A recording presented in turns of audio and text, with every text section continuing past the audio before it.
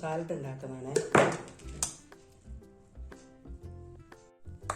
ഇത് ഉള്ളിയെ ഇച്ചിരി ഉപ്പിട്ടിട്ട് പിഴിഞ്ഞിച്ചിരി നീര് കളഞ്ഞതാണ്. ഇതൊരു 3 ഉള്ളിയുണ്ട്, വലിയ ഉള്ളി 3. ചെറുതായിരിക്കണം. ചെറുതായിട്ട് അരിയണം. ഇത് ഒരു വലിയ സൈസ് പിന്നെ ക്യാരറ്റ് ഒരെണ്ണം. അത് ചെറുതായിട്ട് പൊടിയായിട്ട് അരിഞ്ഞതാണ്. 2 പച്ചമുളക്,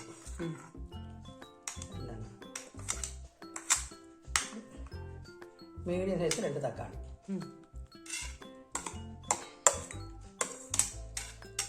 ഇതിനകത്ത് ആദ്യം ഉപ്പിട്ട് ഇത് പിഴിഞ്ഞത് കൊണ്ട് ഇതിനകത്ത് ഉപ്പിടുന്ന സമയത്ത് നോക്കണം. ഉള്ളിയിൽ ഞാൻ ആദ്യം ഉപ്പ് നല്ല പിഴിഞ്ഞതാ. അതൊന്ന് മിക്സ് ചെയ്ത് കൊടുക്കണം അല്ലേ?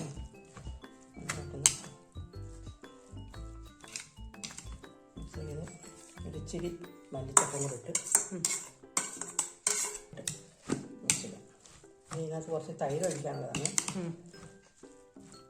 അത്യാവശ്യം പുളിയുള്ള തൈര്, ഒത്തിരി വേണ്ട, എന്നാലും സാമാന്യം തരക്കല്ലാത്ത രീതിയിൽ പുളിയുള്ള തൈരും കൂടെ കുറച്ച് ഒഴിക്കണം. പിന്നെ തമിച്ച് വേറെ എന്തൊക്കെ സാധനം ഇടുമായിരുന്നല്ലോ?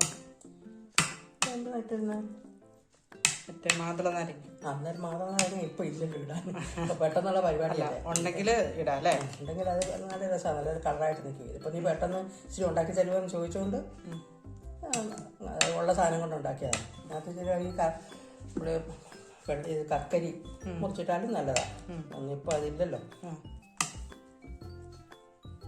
ഇനി തൈര് ചേർക്കണം അല്ലേ? ഇനി കുറച്ച് തൈര്, നല്ല കട്ട തൈരാണ്.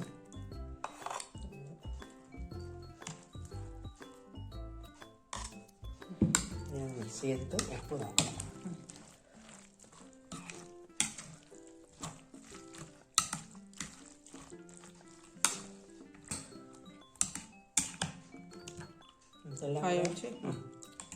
ഇതൊരു പാത്രത്തിനകത്തേക്ക് പാകത്തിന് വെച്ചാൽ ഉപ്പൊക്കെ പാകത്തിനുണ്ട്. നേരത്തെ ഉപ്പ് ഉള്ളിയിൽ ഒഴിച്ചതല്ലേ, അത് തന്നെ മതി ധാരാളം.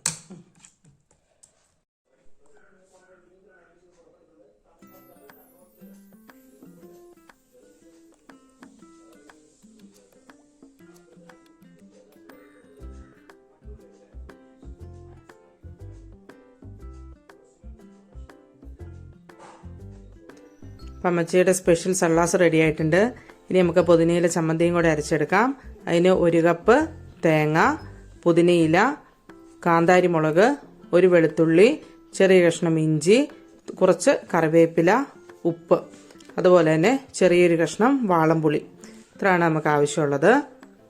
ഇനി നമുക്ക് മിക്സീൻ്റെ ചെറിയ ജാറിലേക്കിട്ട് ഇതൊന്ന് അരച്ചെടുക്കാം.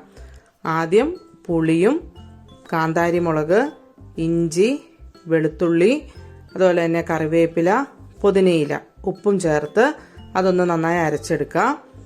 അതിനുശേഷം തേങ്ങയും കൂടെ ചേർത്ത് ജസ്റ്റ് ഒന്ന് ക്രഷ് ചെയ്താൽ മതി. തേങ്ങ ഒരുപാട് ചമ്മന്തിക്ക് അരഞ്ഞു പോകരുത്. അപ്പം നമുക്ക് ബിരിയാണിക്ക് മാത്രമല്ല ചോറിനും ഒക്കെ ഈ ചമ്മന്തി ഉപയോഗിക്കാവുന്നതാണ്. പുതിനയില ആയതുകൊണ്ട് തന്നെ നമുക്ക് വേറെ ഗ്യാസിൻ്റെ പ്രശ്നങ്ങളൊന്നും ഉണ്ടാവില്ല. ബിരിയാണിയൊക്കെ അല്ലേ, കുറച്ച് ഹെവി ഫുഡല്ലേ. അപ്പോൾ നമുക്ക് ഈ സള്ളാസും പുതിനയില ചമ്മന്തിയും കുറച്ച് അച്ചാറൊക്കെ കൂട്ടി നമുക്ക് ബിരിയാണി കഴിക്കാം. അടിപൊളി ചമ്മന്തി അല്ലേ? എല്ലാവരും ഇങ്ങനെ ആയിരിക്കുമല്ലേ ഉണ്ടാക്കുന്നത്? അല്ലെങ്കിൽ ഇങ്ങനെ ഒന്ന് ഉണ്ടാക്കി നോക്കണം കേട്ടോ. പുതിനയില ചമ്മന്തിയിൽ പുളിയും കൂടെ ചേർക്കണം, അപ്പോൾ അതിൻ്റെ കറക്റ്റ് ടേസ്റ്റ് വരുള്ളൂ. എല്ലാവരും ഒന്ന് ട്രൈ ചെയ്ത് നോക്കുക. മറ്റൊരു റെസിപ്പി ആയിട്ട് കാണാം. താങ്ക്